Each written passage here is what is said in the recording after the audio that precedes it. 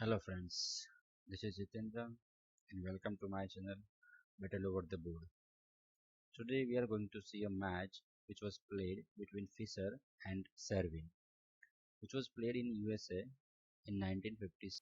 So the game was started with Sicilian defense. So let's start. If you like my video, then please like it and press the subscribe button. Fisher is white where the Servin is black. Let's start with e4, Servin c5, knight f3. Servin played e6. Okay, Sicilian defense can variation here, but Fisher prefers to play d3. Is used to be my favorite opening. Fisher said. Okay, then go game continues. Knight c6, g3. Sicilian close variation. Knight f6,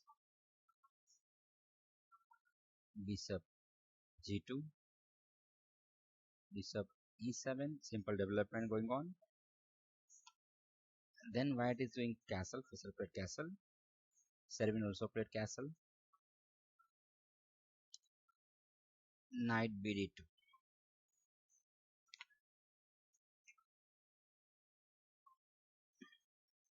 Servin played rook b8. Here white is playing rook e1, d6. To stop this, e5 at some stage. Okay, white is playing c3, b6. Okay, to open the diagonal for the bishop and to attack, create some pressure over the d3 pawn, which is weak right now. You can see. Then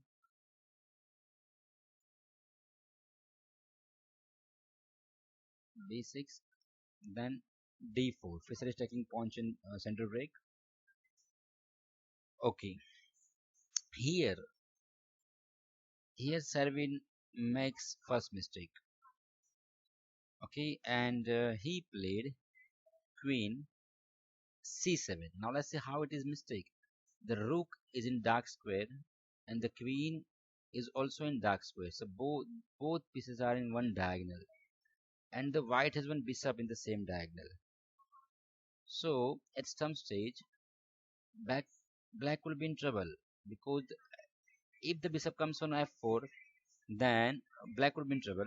So that's why this is a bit mistake, we can say. Not a big mistake, but a bit mistake, we can say. And here Fisher played a superb move. Can you imagine a move? So please pause the video and think. Okay, here Fisher wants to break this pawn, want to remove this pawn from here. So by which the bishop will get the open diagonal by playing on f4. So that's why Fisher is playing e5. Simple, to attack the pawn and knight together.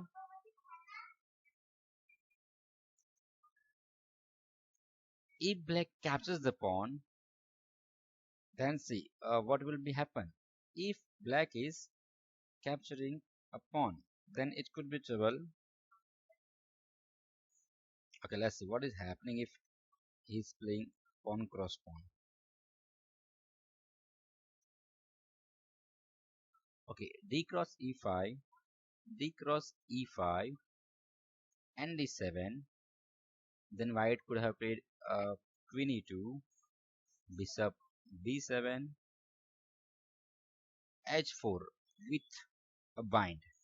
But black's game may be tenable, because see here there is no any winning advantage, we can say, from white side, because black is also not black has also some good position, we can say. Pieces are well active and something like that.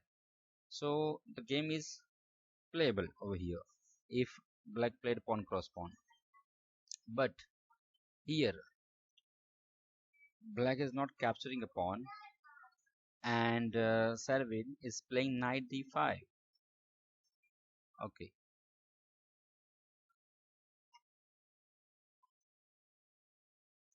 now Fisher pawn capturing pawn, bishop cross pawn, and now again a good move, knight e4.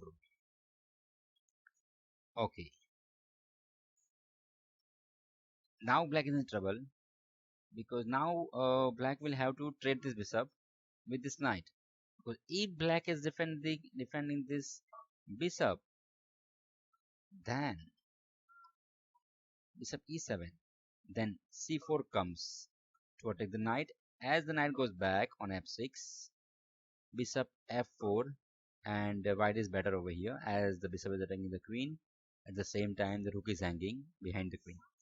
Fine. So here white can win the game then easily. That's why bishop e7 is not a good move. So here Servin played c4.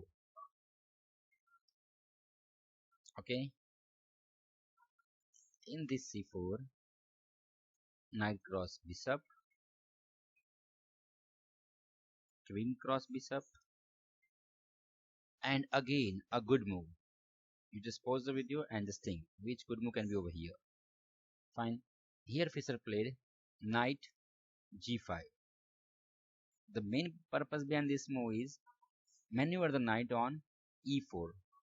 The main plan behind this move is to take the knight on e4 square, from where it can do some active operation. And at the same moment, white can make the plan to take the queen on h5 square and launch some attack towards the king side.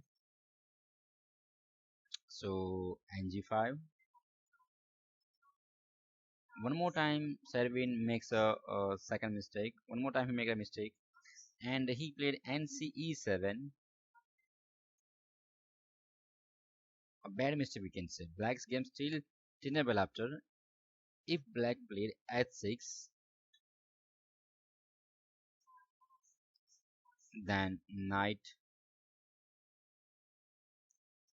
e4 and queen d8. Still the game is okay from black side. Here white cannot take any big advantage from here.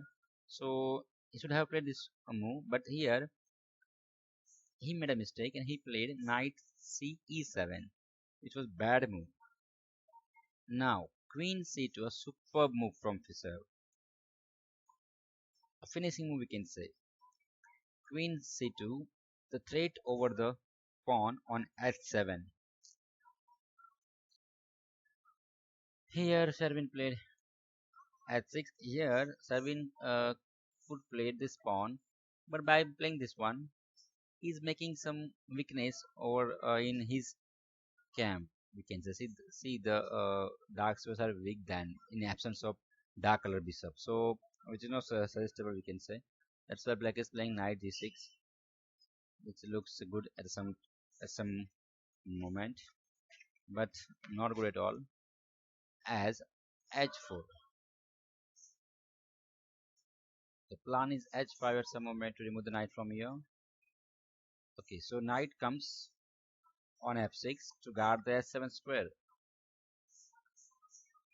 and here a stunning move knight Fischer played. You just think, pause the video and just think.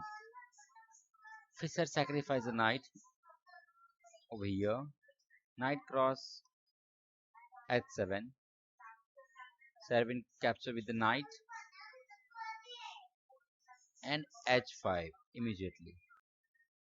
And here, now let's see what is happening if knight moves from here. If knight was somewhere like this, then bishop comes into picture. See, the bishop, rook is hanging, and the bishop is hanging, and the queen is hanging, and behind the queen there is rook. So white will be plus the whole rook by capturing that one. Okay, so white will be exchange up, we can say, because white just given one knight, and now he's taking rook. So exchange up clearly with some good advantage, we can say. That's why, which is not suggestible move from black side. So here black is playing knight h4. Okay, he's sacrificing the knight. Uh, he sacrificed the knight, but to destroy the structure of the king side. That's why bishop f4, protect the queen. Queen d8 and g cross h4. Here Fisher is not in hurry and he is not capturing the rook actually, because after capturing the rook,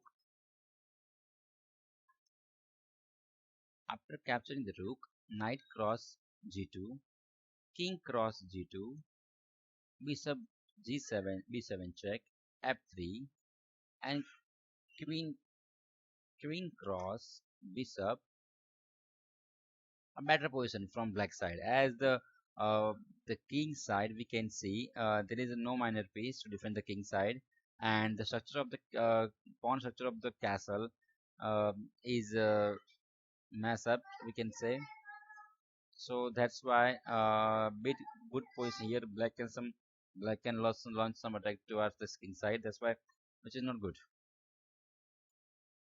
So here, that's why Fisher didn't capture the rook, and he capturing the knight simple, which is good, we can say. So now black is playing a good move. Hence sacrifice. He's ready to sacrifice the rook over the b7 square, because the bishop is the only piece which is defending the king side. And here h6 back in the castle. Here Servin capturing the pawn. H cross g7 simple. And a big blunder, we can say, from Servin. Here he should play uh, mm, rook d8. He should play the rook d8, because the pawn is shelter of the king, we can say here.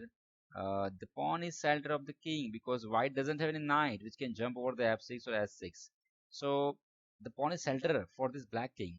So he should not capture actually this pawn. But he's making a big mistake, a blunder, we can say. He's capturing the pawn with the king. Now the king is very open. Now this is suicidal move, we can say. This is suicidal.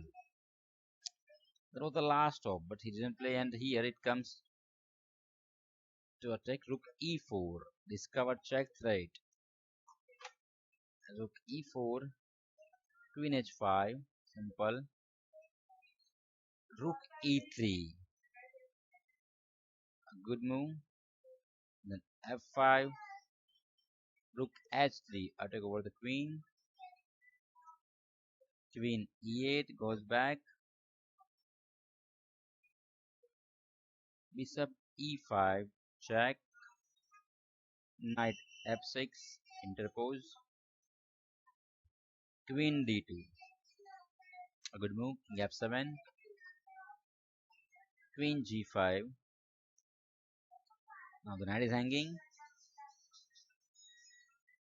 Queen e7 only move, we can say, to defend the knight, defend the king. Bishop cross knight, queen cross bishop, and here it comes to an end. Queen, rook s7 check, king e8, queen cross f6. Here, if rook cross f6, then white is clear up.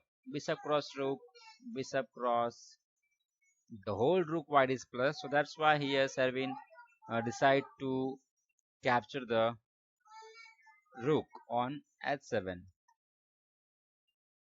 Bishop c6 check, and here Servin resigns the game, as there is no hope for black to defend the game. As if bishop comes in between, then rook queen cross pawn is come into effect, and the king has no space, so the game is over now.